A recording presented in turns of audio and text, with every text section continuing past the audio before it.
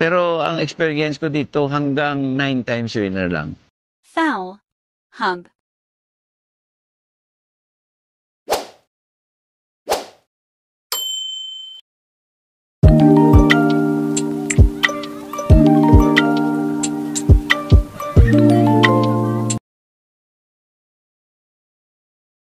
Regular gray mo ang pinakamahal na linyada ng Red Foot kaysa sa mga Boston.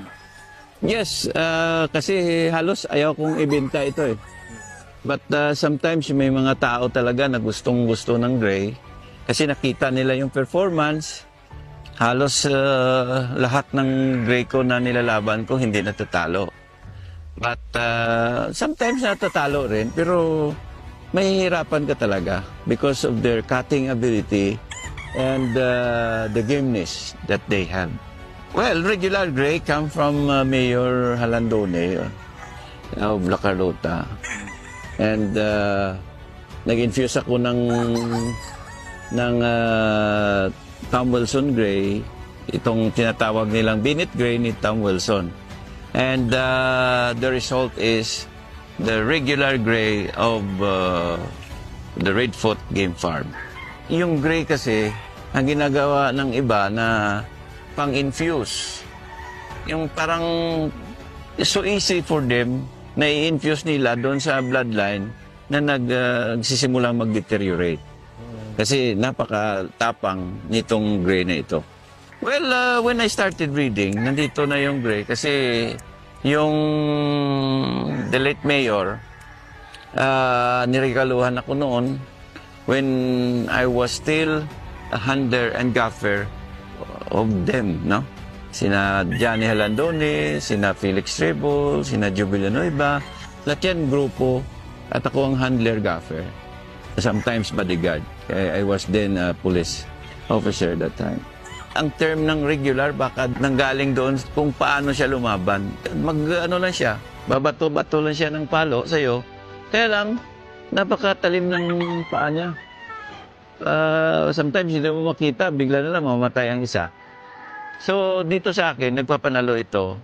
Pero ang experience ko dito hanggang 9 times winner lang. Na napunta naman yung 9 times winner ko na gray kay Attorney Mendoza. Niregalo ko sa kanya. Ang pinakababa na panalo nila 3 times winner bago sila mamatay. So, pwede mong ibalik-balik. Kaya nga, nung I breed this to the lemons, and parang unbeatable sila. So, I stopped breeding them kasi nawawala na yung pangalan ng Boston.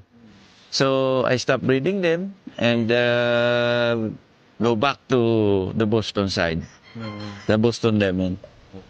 Now, sumikat si Carol Nesmith because of the Boston Roundhead.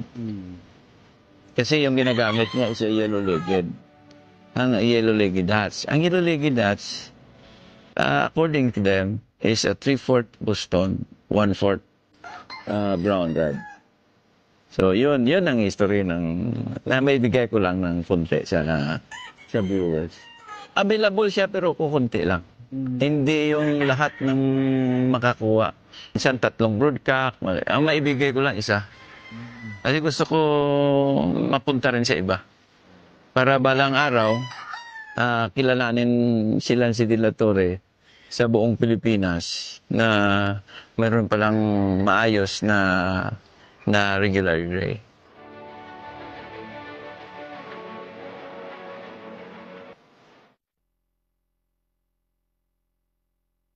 Mag sa subscribe ka ba? O majijing ka magkakita.